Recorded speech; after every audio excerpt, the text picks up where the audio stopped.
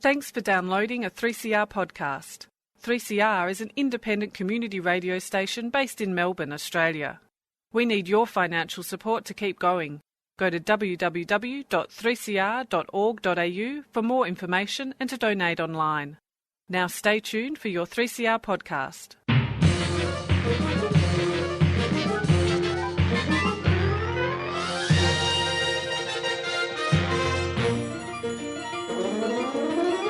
Welcome to the Lost in Science Summer Series. It's our first Summer Series episode for 2023. Now, in the summer, we like to take it a bit easy and, for your pleasure, replay some of our greatest hits from the previous year. And this week, I thought I would play for you, or replay for you, that is, an interview that we recorded at the start of December last year with the renowned climate scientist Michael Mann from the University of Pennsylvania. Now, Michael Mann, as I said, he's a very well-known climate scientist, perhaps best known for the hockey stick graph that showed the rapid increase in global temperatures in the recent century or so compared to the last few thousand years. Now, when we put this story to air, we had to cut it down a bit to fit into our show format. So I am going to give you a treat and play the full interview. Now, if you listen to our podcast, you probably already heard this full interview. But look, I thought I would update you on a couple of things about it anyway. First thing I should point out, though, is in the interview, and this is something I didn't bring up when I spoke to him in December, Michael Mann talks about the concept of ranked choice voting. Now, obviously, this is not a scientific thing, this is a political thing, but it's something that he raises as a possibility for getting, I suppose, better electoral outcomes and better climate policy. Now, in Australia, ranked choice voting is known as preferential voting, and it is our main, I guess, method that we use. And yeah, look, whether it gives you less polarized politics or not, I don't know whether that has been scientifically proven, but it has given us some interesting results in the last federal election in Australia, certainly. An election that really showed the extent to which the Australian public does want action on climate change, which is quite different, I guess, to some of the messages we have had over the last few decades from our political leaders. So yeah, that's just something I thought a bit of context there that I should point out. Now, I guess the other thing to talk about here is really where we are now, I suppose, coming into 2023 and what has happened in 2022. Now, when I'm speaking here, there has not been an official kind of word put out from the major climate tracking bodies about where 2022 sat in the rankings of the warmest years of all time. Projections and some of the most recent sort of estimates I've seen put it around the 5th or 6th warmest year overall, which doesn't sound like much, but look, it is obviously still pretty high, and it's got to be put in the context that this was a year when we had a La Nina phenomenon. That is when the wind patterns in the Pacific cause a cooler climate overall, particularly in Australia. And so, yeah, the La Nina years tend to be cooler globally. And we had a few La Ninas in a row, I should point out. Yeah, for it to still be so high indicates that we are still on track for a long-term trend of warming. Of course, this doesn't stop some of the other variations that you see in weather in particular. You might remember there were recently some record cold temperatures in North America in December 2022, but maybe it hasn't got as much attention here because the pictures aren't spectacular. In the new year, in 2023, Europe has seen record high temperatures. Now, these don't sound very high to us, but when you consider getting like 25 degrees in parts of France, which is basically summer temperatures in the middle of winter, that is something quite unusual. In Australia, of course, we have seen a slightly cooler year in 2023, again due to the La Nina effect, but still enough to cause some bleaching on the Great Barrier Reef. Of course, we have also, though, seen pretty much, it seems, continual rain and flooding. Sydney, in particular, looking at the records for Observatory Hill Station in Sydney. Now, this is a weather station that has a mean of 1,600 millimetres of rainfall per year. This saw over 2,500 millimetres of rain. I think the previous record was around 2,200 millimetres, so it really smashed that rainfall record which is something that obviously was pretty clear through the flooding that was seen last year. However, other countries had it worse. Pakistan had it particularly bad. Floods in Pakistan between June and October 2022 covered about a third of the country and killed over 1,700 people. Yeah, we shouldn't forget the human tragedy that these things can cause as well. But it's not all doom and gloom. There has been some action on climate change, gradual. In the US, they have a new Inflation Reduction Act, which includes things like $430 billion of action to reduce carbon emissions, which is projected to reduce emissions about 40% by 2030. In China is the major emitter in the world. They have certainly seen an increase in their coal use, but in there looking at their long-term energy mix, their renewables are increasing at a much faster rate than fossil fuels, which is a good thing. Australia, of course, we do have a new government with new commitments, but we are also seeing, I guess, some real changes there. I suppose one of the things that we have seen recently is, again, this uptake in renewables.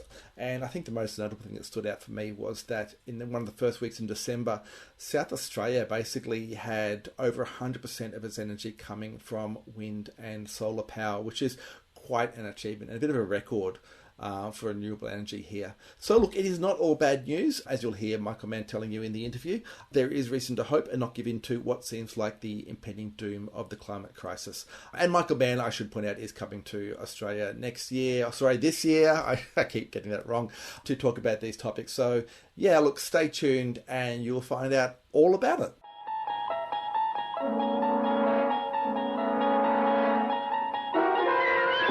You're traveling through another dimension. A dimension not only of sight and sound, but of mind.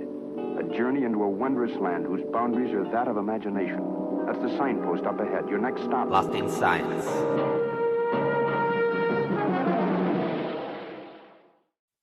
Okay, you're listening to Lost in Science, and joining me online today, I have world-renowned climatologist Professor Michael Mann from the University of Pennsylvania.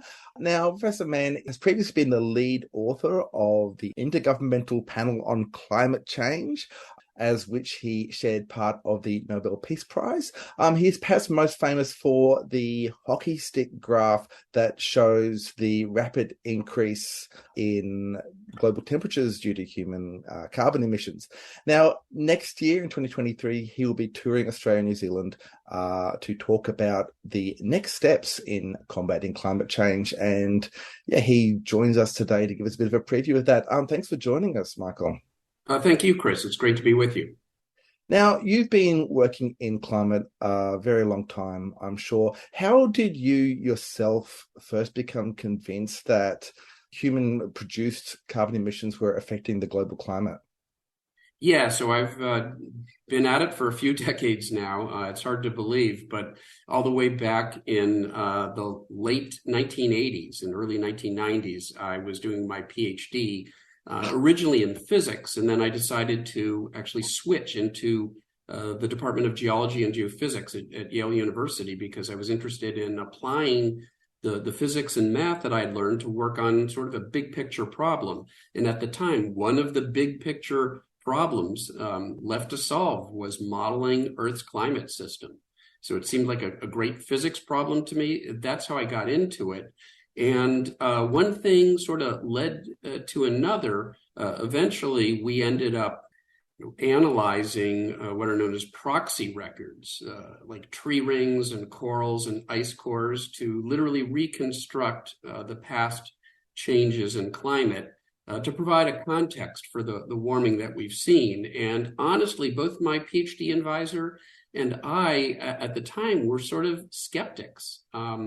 Back in the late 1980s, the early 1990s, there wasn't yet a clear consensus that the signal, the warming that we were seeing had risen above what we might just consider as sort of the noise, the level of natural variability. Maybe the warming that we had seen was just part of some natural oscillation. And so that's sort of how we came at the problem. And it was in part the work that we did analyzing these paleoclimate data that led us to the conclusion that the recent warming really is unusual, unprecedented, as far back as we can go. And that, by implication, means that there's probably not a coincidence that the warming coincides with fossil fuel burning, the Industrial Revolution, the increase in the concentration of so-called greenhouse gases in the atmosphere due to human activity.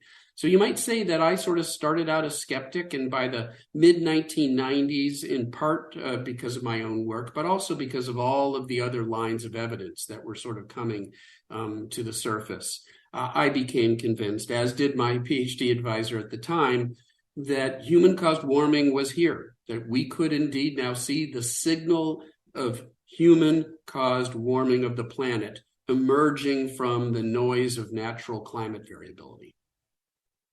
Okay, great. Now that resulted in this hockey stick graph we talked about. Now, I should just point out that in Australia, we play field hockey more rather than ice hockey, and the field hockey stick has kind of a curved end. But yeah, the hockey stick graph shows global temperatures pretty constant for over about 1,000 years or so, and then a sharp uptick in the last century, thereabouts. Do you think that people accept these results today, or are you still seeing a lot of skepticism? Yeah, and I should mention, when I was down in Australia a couple of years ago, I actually went to a hockey rink, a skating rink in Sydney, because there was a team that was sort of recording a video about climate change, and they wanted to drive home the hockey analogy. So they actually had hockey players out on the skating rink to sort of reenact a game of hockey for an Australian audience. But you're right, the hockey stick is perhaps a little less familiar in the form that we think of it here in the United States, down in Australia. But whether you want to call it a field hockey stick or a hockey stick, or frankly, a scythe, because if you look at the latest reconstructions that go back even further, there's a much longer handle, and it's sort of curved, but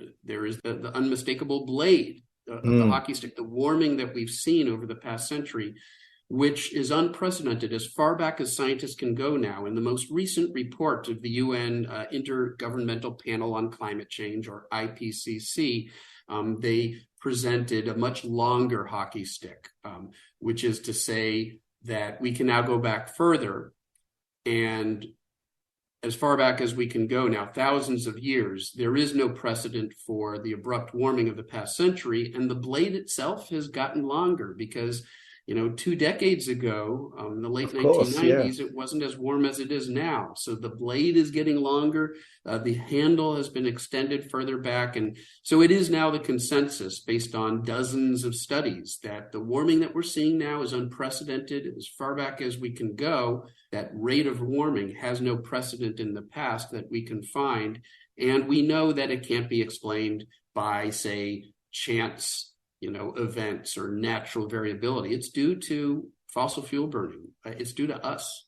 I suppose the other side of it is, when people have accepted the reality of climate change, we're seeing now, I guess, a move to, I suppose, defeatist attitudes, you could call it. I mean, we've had the recent COP27 climate conference in Egypt, where the headline achievement was not so much increased emission reduction or plans to phase out fossil fuel, but like a climate compensation fund, basically saying we're causing the damage, we'll just pay for it, we're not going to try and change it. What do you think of this sort of defeatist attitudes?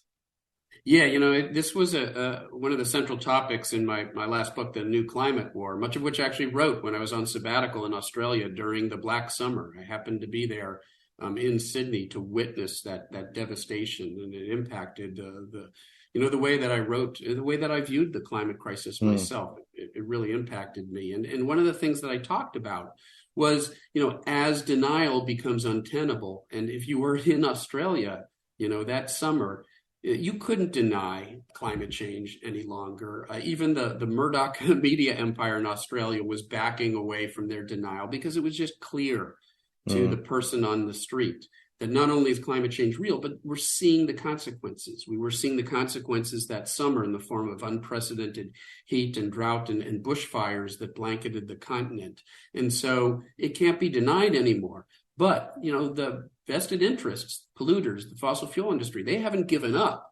And so they've really shifted their tactics away from denial and towards other, tactics that are still aimed at keeping the status quo, that are still aimed at preventing us from moving away from fossil fuels. And that includes deflection and division, but it includes despair mongering and doom mongering.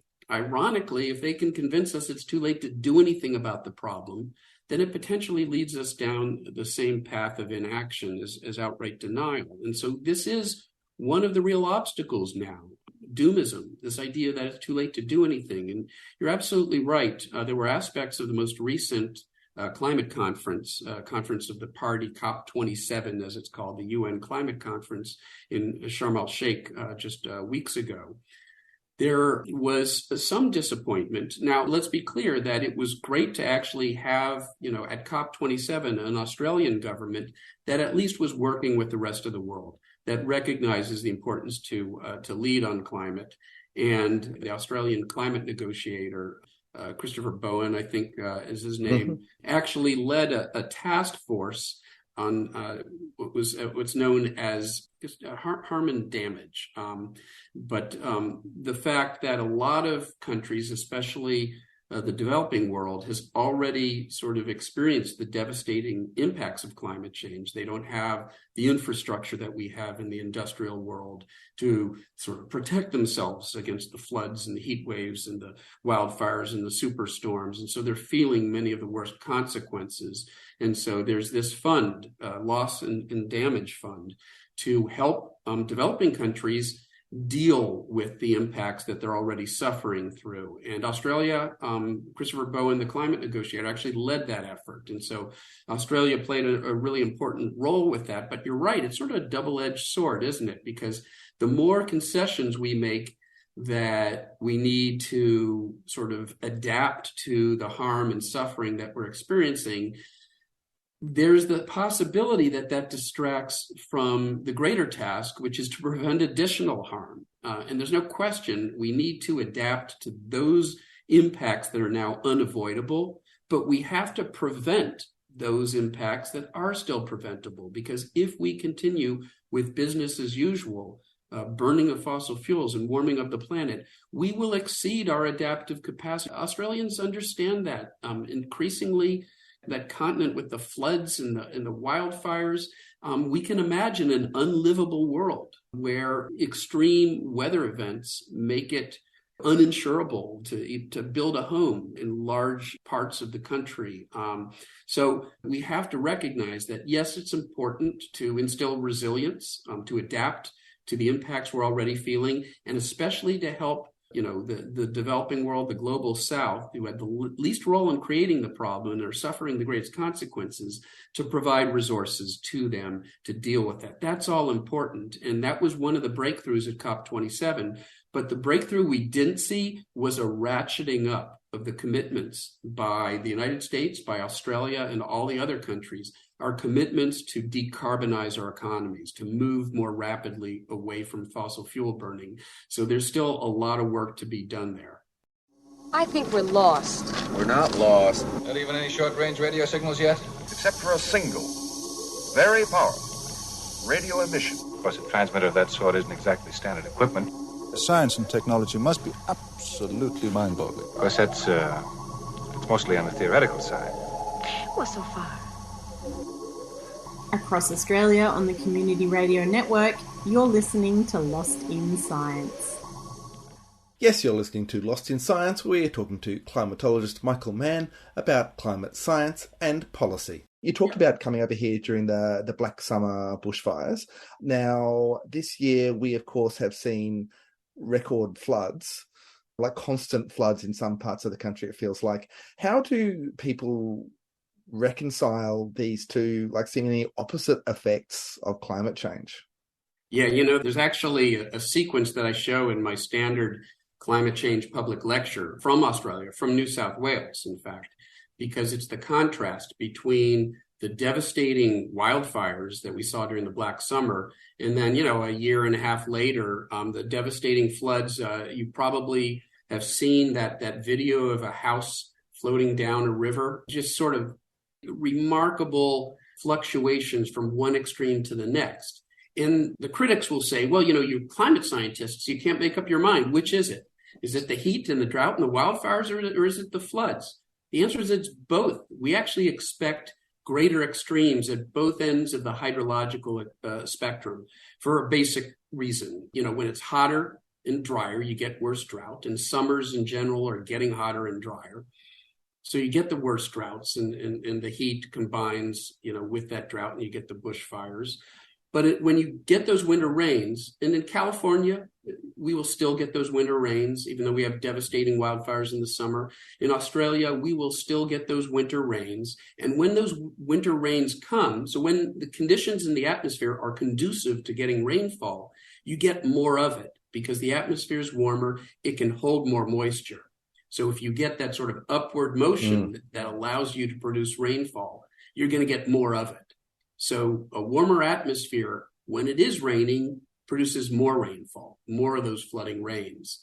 And so there isn't a contradiction. It's actually the same basic physics that describes the profound droughts that we see in summer and the extreme flooding that we see in winter in many of those same regions.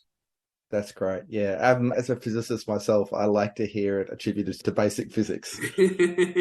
Yeah, no, we have that in common. And anytime you can bring it, back to basic physics, you feel like you're on a more fundamental footing. Absolutely. Yeah. And look, you talked about the new attitude from the Australian government, but then as you pointed out, we're not necessarily seeing that translate into the concrete actions, I suppose, that many people had hoped for. So I know we've got limited time here. What do you see as the main things that need to be done, the main actions that the world needs to take? Yeah, well, let's just say, if the baseline for comparison is, Scott Morrison and the coalition government, then almost anything is going to look like a move in the right direction on climate. But let's give, the Albanese government some credit, and Parliament as well, that has passed, a pretty substantial climate legislation to lower carbon emissions by 43% by 2030. That's a substantial commitment. And so Australians can sort of not do a victory lap, but take some solace from the fact that there is some meaningful progress. But it's one thing to state a goal like that we're going to reduce carbon emissions 43%, in 8 years. It's something else to actually follow through and do it. And so we need to see policies now that will actually implement, incentives for renewable energy, de-incentivizing fossil fuel energy, not providing support for additional fossil fuel infrastructure, not continuing to fund fossil fuel extraction in other countries. These are things that, for example, Australia hasn't committed to and the United States hasn't committed to, and we need to see them happen if we're going to make good on these commitments that we are making. That is some excellent points. What about the individuals? I know that basically is the responsibility of the big polluters and governments, but for individuals, is mostly at the ballot box that we have the power to do anything, or is there any other actions that we can take? Yeah, that's where I think that we in the United States have something to learn from Australia. Some months ago, actually co-authored a commentary with former Prime Minister Malcolm Turnbull in The Guardian about that monumental election in Australia, the teal independence that rose to the fore, and where we saw, a coalition of Labor and independents win back the government and win back the government on a climate agenda. I mean, that election was a referendum on climate. And despite all of the misinformation promoted by, the Murdoch media in Australia, and I witnessed that when I was down under, there's so much misinformation being put out there by them. But the Australian people were remarkably resilient to that disinformation campaign that was being waged against them. And they did vote for a climate forward government. And one of the lessons that I think we can take away here in the United States is how important it is to have what we call ranked choice voting, where you can indicate a preference for, a first and second place candidate, and through the ranked choice algorithm, the ranked choice approach to voting, it's possible to elect centrists. You get a less polarized electorate than you get, for example, the United States, where we lack overall ranked choice voting. Although there are certain states like Alaska and Maine in the U.S. where we have ranked choice voting now, and what you see is a tendency for voters to elect centrists who can reach across the aisle, as we say, that can find common ground and pass common sense legislation. And so I think that was a critical thing in Australia that allowed those teal independents in particular to win a number of critical seats and provide that majority support for climate action that we now have in the Australian government. That's sort of what we need to try to emulate here in the United States. And I think that there will be a move towards ranked choice voting. And I hope, that we will give our friends down under credit for having inspired us to move in that direction. Yeah, that is, I guess, a promising way to look at it. Look, I could ask you many, many more questions, but we're out of time.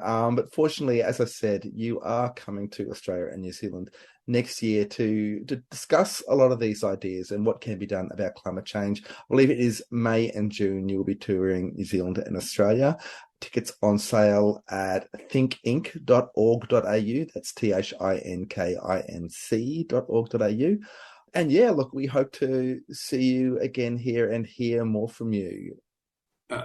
Thanks so much, Chris. I'll tell you, Australia now is really a second home to me. I made so many good friends down there, and I just sort of feel like, I'm part Australian now. I can't wait to get back there and to see folks again and to be part of that conversation that we started really during the Black Summer when I was first down there.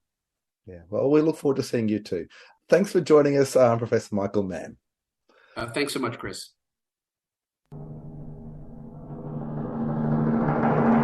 And that's it for another episode of Lost in Science. Lost in Science is recorded for 3CR in Melbourne on the lands of the Wurundjeri people of the Kulin Nation, and it airs across Australia on the Community Radio Network with the support of the Community Broadcasting Foundation. We would love you to get in touch with us. You can email us at lostinsci@gmail.com, or you can find us on Facebook, we're Lost in Science on 3CR, or on Twitter, where we're at Lost in Science 1. You can find us on your favourite podcast app, where if you get the chance, please give us a good rating and review, as that will raise us up in the search rankings so other people can find the science. Or you can listen to us however you listen to us now. We're the same time every week when we all get Lost in Science!